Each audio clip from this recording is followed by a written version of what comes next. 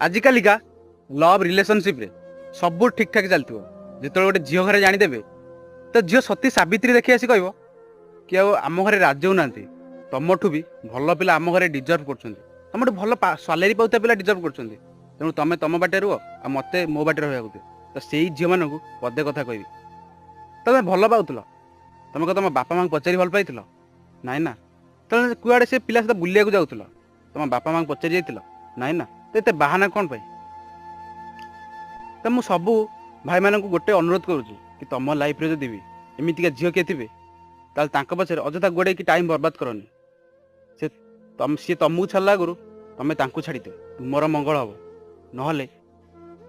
तुम तो विपद पड़ तुम बापा माँ तुमको हरइबे मुझे सब झील मान कहूनी कि झील मान जो मैंने कि पुओ पिला लाइफ को